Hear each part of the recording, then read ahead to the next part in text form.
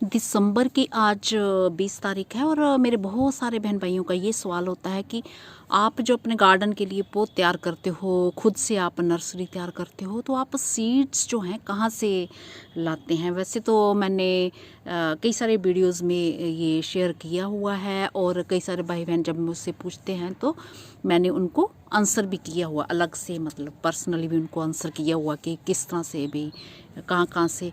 तो अब मैंने सोचा कि चलो आप लोग ये पूछते ही हैं तो इस पे मैं स्पेशली वीडियो बना लूँ, और जब कोई अगर मुझे पूछेगा तो मैं फिर वीडियो का लिंक दे सकती हूँ, तो वो डिटेल में ये सब बातें जान सकते हैं। तो ये जो जितनी भी ये पौध देख रहे हैं ये मेरे हाथों से जो तैयार की हुई है, तो इस पर मैंने जो वीडियो भी बनाया हुआ कि मैंने क्या क्या पौध जो तैयार की हुई है, और काफ़ी कुछ इनमें से मैंने ट्रांसप्लांट भी कर दी है और उसके बावजूद भी मेरे पास खूब सारी बची हुई है, और काफ़ी कुछ मैंने जो अपने फ्रेंड्स को बांट भी दी है और कुछ अभी मुझे बांटनी है। तो सबसे पहले मैं ये चीज़ कहूँ कि ये जो सब सीड्स हैं मेरे गार्डन के तैयार किए हुए हैं, तो इसमें कुछ भी गलत नहीं है। तो ये जो सब सीड्स मैं लगाती हूँ ये मैं अपने गार्डन के फूलों से चुनती हूँ, भले ही मुझे कुछ फूल कम लेने पड़ जाएं, बट ये सीडलिंग अपने हाथों से तैयार करना ये मुझे शौक़ भी है, मुझे बहुत ही पसंद है ये चीज़, और इसलिए फिर मैं कॉन्टेस्ट रखती हूँ और अपने गार्डन के सीड्स जो है बांटती भी हूँ। तो ये सब सीड्स जो है मेरे गार्डन के तैयार किए हुए हैं, उन्हीं को मैं ग्रो करना पसंद करती हूँ।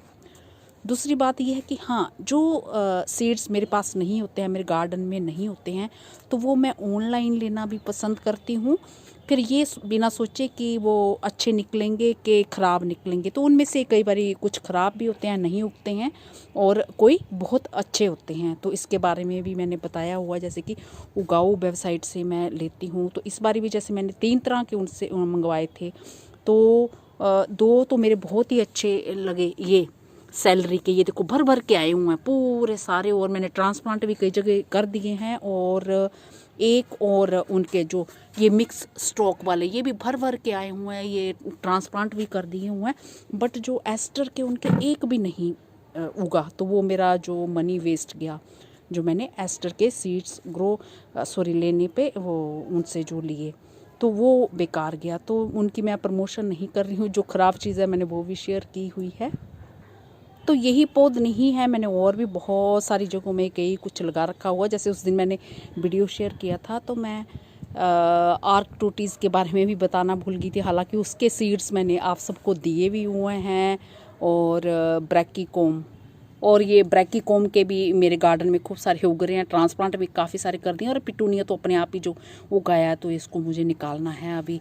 तो ये सब भी मैंने लगाए हैं, ये भी मैंने बताना भूल गई थी। कई कुछ मतलब जो मुझे सामने दिख गया वो मैंने अभी शेयर कर दिया।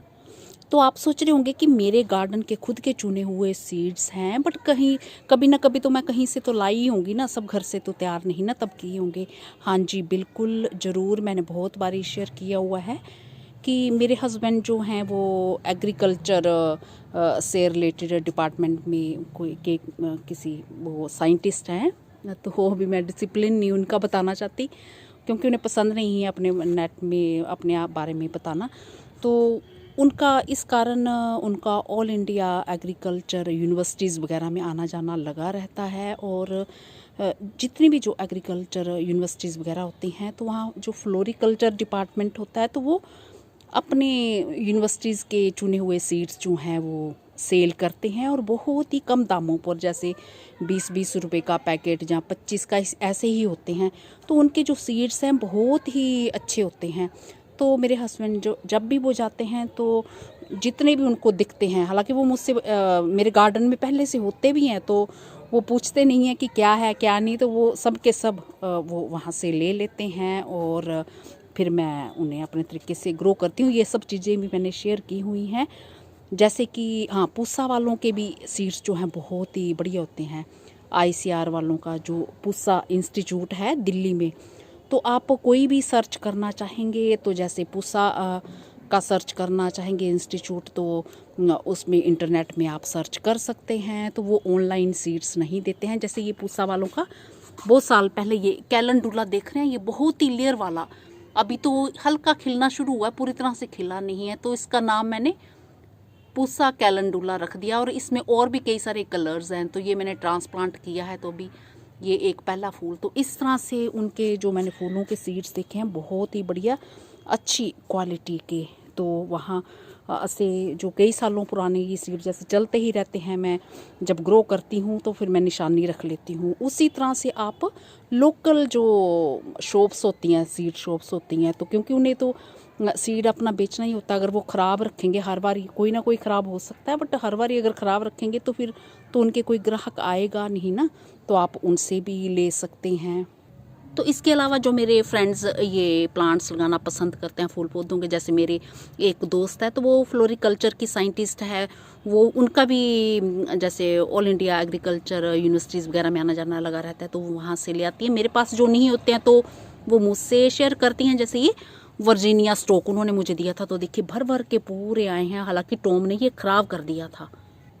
और जो मेरे पास नहीं होते हैं वो मुझे दे देती हैं, और जो उनके पास नहीं होते हैं तो मैं उनसे फिर शेयर एक दूसरे के साथ मतलब इस तरह से हम कर लेते हैं। तो ज़रूरी नहीं कि यूनिवर्सिटी वगैरह ही आपके घर के आसपास हो जहाँ जाया जाए, तो यूनिवर्सिटी वालों के रिसर्च स्टेशन भी होते हैं, तो वो भी सेल करते हैं, उनसे जाके आप पता कर सकते हैं। और कभी कभार होता है कि उनके कोई आधे सीड्स ख़राब हों, क्योंकि कई हाथों से सीड्स जो तैयारी करनी होती है वो निकालते हैं, सुखाते हैं, पैकिंग होती है, फिर कौन से पुराने हैं, कई बारी जो थोड़ा गड़बड़ भी हो जाती है, पर ज़्यादा नहीं, क्योंकि इतने सस्ते होते हैं, उन्हें कोई तो कुछ कमाना तो होता ही नहीं है कि जैसे ऑनलाइन कोई बेच रहा है तो प्रॉफिट कमाना है, पुराने भी मिक्स कर दिए नए भी कर दिए थोड़े से, तो थोड़े से उगते हैं, वैसा नहीं है। फिर हम कहीं भी बाहर घूमने जाते हैं तो वहाँ की लोकल मार्केट में, तो जहाँ पे हमें बिल्कुल पता भी ना हो कि कैसी मार्केट है कैसी नहीं। पिछले दिनों जैसे मैंने मूली के सीड बताए थे, 5 साल से भी ज़्यादा टाइम हो गया, तो कितने अच्छे से वो उग रहे हैं, तो वहाँ से भी मैं लेना पसंद करती हूँ, ये बिना जाने कि ये अच्छे निकलेंगे कि नहीं निकलेंगे। तो कई बार बहुत बढ़िया रिजल्ट्स रहते हैं। तो मैं बस उन्हीं चीज़ों के सीड्स नहीं बना पाती हूँ, जैसे हमारे यहाँ गर्मी बहुत जल्दी आ जाती है, और कुछ एक फूल जो हैं जैसे गर्मी आने से पहले थोड़ा स्टार्ट होते हैं खिलना, और वो भी सीड बनना स्टार्ट ही नहीं होते कि बहुत तेज़ गर्मी हो जाती है, तो फिर उनके हमें अगर लगाना चाहें तो मंगवा सकते हैं बार बार कहीं ऑनलाइन या कैसे भी। तो बाकी ये सब मेरे कई सालों पुराने कहीं ना कहीं से जैसे सीड्स आए हुए हैं, तो उन्हीं से मैं ये अपने गार्डन में तैयार करती हूँ। जैसे कि ये स्कारलेट फ्लैक्स रेड वाले अलसी के फूल, ये भी पूसा से आए हुए हैं, काफ़ी साल हो गए, तो वो अपने गार्डन के सीड चुनती हूँ, वही मैं लगाना फिर इन्हें पसंद करती हूँ। और ये पिंक और वाइट कॉस्मोस भी बहुत सालों पुराने कहीं किसी यूनिवर्सिटी से मेरे हस्बैंड सीड लाए थे, तो वही फिर मैं अपने गार्डन के सीड चुनना इनसे पसंद करती हूँ, और अगली बार फिर लगाना पसंद करती हूँ। समझ गए होंगे कि मैं ये सीड्स कहाँ से लाती हूँ। एक चीज़ और शेयर करूँ, कई मेरे भाई बहन पूछते हैं कि ये जो पौध है इतनी सारी, जैसे मैंने इतनी सारी पौध तैयार कर रखी हुई है, तो इसका आप क्या करते हैं। तो ये मैंने वीडियो में शेयर किया हुआ है कि किस तरह से मैं खूब सारे जो प्लांट्स हैं एक गमले में भी रखना पसंद करती हूँ, वो खूब अच्छे से बुके की तरह फूल होते हैं। और कुछ जो अपने फ्रेंड्स वगैरह को, जब मेरे हस्बैंड के भी कई जानने वाले उनको भी देती हूँ। और बाकी कुछ पौध जैसे पड़ी रहती है गमले में, कुछ कुछ जैसे प्लांट्स मेरे जैसे कि कोक्सकोम के खूब सारे मेरे तैयार थे, तो कोक्सकोम तो गर्मियों में भी हो जाता है और बरसात के टाइम भी हो जाता है, बट जो विंटर वाले हैं तो वो विंटर के टाइम ही अच्छे से खिलते हैं। तो इसलिए मैं कोक्सकोम के भी खूब सारे जो हैं निकाल देती हूँ, और निकालने के बाद फिर उसमें मैं ये कई सारे अपने अपने प्लांट्स दूसरे ये कर देती हूँ, तैयार कर देती हूँ। फिर सोचती हूँ कि चलो कोई नहीं, अभी कोक्सकोम नहीं तो अगली गर्मियों में थोड़ा इसे कुछ एक प्लांट्स रख लेती हूँ और कुछ नहीं रखती हूँ। तो इस तरह से भी मैं करती हूँ। और खूब सारी बास्केट जो मेरी और भी कई तरह के जैसे विंका वगैरह लगे हैं उसमें, तो विंका वगैरह हटा देती हूँ, और कुछ एक फूल उनके, कुछ एक प्लांट्स उनके रखती हूँ। और फिर बाद में जैसे सर्दियों वाले ख़त्म हो जाएंगे और विंका के जैसे सीड्स कहीं कहीं डाल देती हूँ, तो वो तैयार होते हैं, तो वो फिर सर्दियों वाले हटा के उनमें लगाना फिर पसंद करती हूँ। और हाँ, कुछ जो न्यू पॉट्स भी मैं लेती हूँ। तो इस बारी टॉम ने, जो मेरी कैट है, उसने खूब सारे पॉट्स मेरे सीमेंट के तोड़ दिए थे। तो कई तो पुराने पॉट्स थे, ज़रा से गिरते तो वो टूट ही जाने थे, और बट टॉम ने जंप कर करके वो खूब सारे जो अच्छे वाले पॉट्स भी थे, थोड़े कोई ऐसे क्रैक हो रहे थे वो भी टूट गए, और कुछ अच्छे वाले वो भी काफ़ी सारे मेरे टूट गए, तो वो भी टूटे फिर। इसलिए मैंने जो प्लास्टिक पॉट हैं वो 8-10 खरीदते खरीदते 50 मैंने तो गिनती की थी, खरीद ही लिए।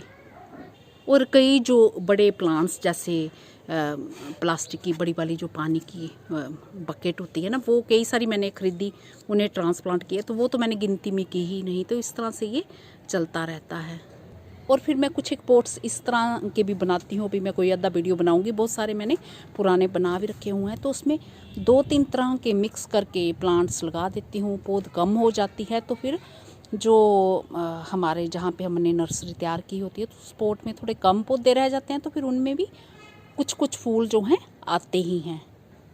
तो अगर फूल बहुत ज़्यादा नहीं भी उनमें आते हैं, बहुत सारे जिनमें प्लांट्स भरे होते हैं गमलों में, तो कम से कम वो गमले को हरा भरा तो रखते हैं ना। और फिर हम थोड़े थोड़े टाइम के बाद जैसे जैसे गमले खाली होते हैं तो उन्हें कई पौधों को ट्रांसप्लांट करते हैं, तो उनमें फिर फ्रेश फ्लावर्स आते हैं।